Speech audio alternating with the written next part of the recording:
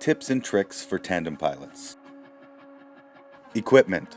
Use a reserve that will hold 10% more than your total takeoff weight. Airbag harness for your passenger, and inox or steel carabiners on your main attachment points. Hard or soft. Use soft spreaders because you want to feel more integrated with your passenger, motorcycle style, you want your pack to be lighter, or you always want to be in the same position and not depend on your passenger's weight. Use hard spreaders because you want more legroom and space for your passenger to take advantage of your weight shifting capabilities and to use position shifting depending on the weight. Hanging stuff. Whether you have a camera, camera stick, flag, or whatever you may want to hang from your harness, do it on the opposite side to your reserve handle. Not only will it prevent from accidental deployment, but also it will not interfere in the case of an emergency. Have a checklist. Make a list in your mind of all your attachment points and things that need to be checked. Count them and perform a pre-flight check before every takeoff. Something like passenger right leg strap, left leg strap, chest strap, helmet, right carabiner, left carabiner. Pilot, right leg strap, left leg strap, chest strap, helmet, right carabiner, left carabiner, reserve handle. That's 11 points, so perform your point checklist until it becomes an automatic procedure. Briefing. Remember that your passenger is putting their life in your hands. Your explanation should be clear and you should let them feel safe about what they're going to do. But they also need to perform their tasks in order to have a good takeoff. Letting them know that you are trusting them to walk or run is very important. Know your wing. You should understand how your tandem behaves in different situations, how fast it goes up, how much you need to brake it, how much brake it can handle before stalling, and how does it react to side corrections. You can practice all these behaviors kiting the tandem by yourself in light winds. And be honest, if you want to fly tandems, you should be able to do this.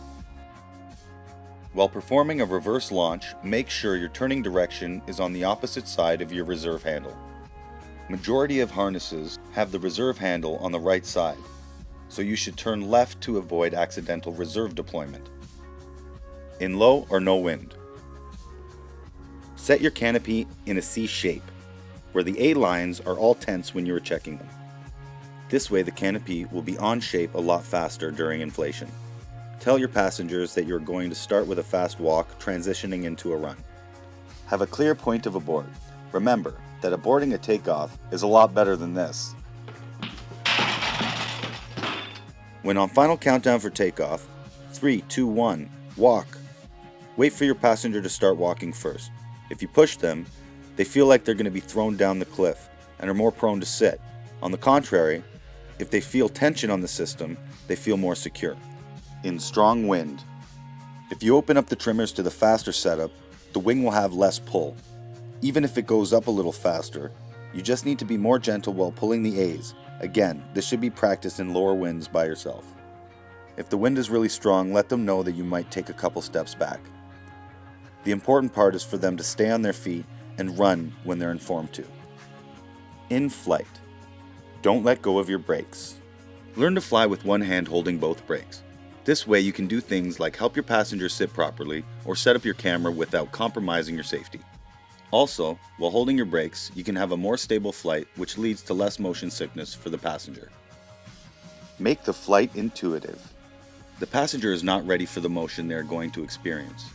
So if you let them know which way you are turning, talking to them and leaning to the side you want them to turn before applying the brake, they will anticipate the movement, which leads to less motion sickness. Talk to them constantly. They will feel more relaxed, and at the same time you are able to notice if they're getting a pleasant experience or if they're getting nauseous or feeling uncomfortable in any way. Landing. Landing should be as tangentially as possible. To do this, you need to gather enough energy for a parallel flight to the ground, finishing with your full flare. Lift their feet. Before final approach, tell your passenger to lift their feet up until you tell them to stand. If you're coming in too fast, it's possible to land sliding. You don't want to end up flipping over your passenger.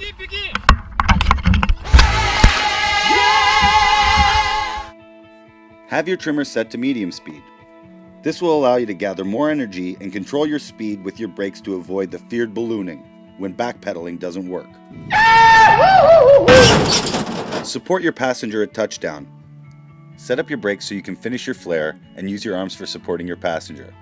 This way, they'll feel like they're stepping out of the sky. And remember, all these tricks and tips can be practiced easily on your solo wing. Enjoy your flights.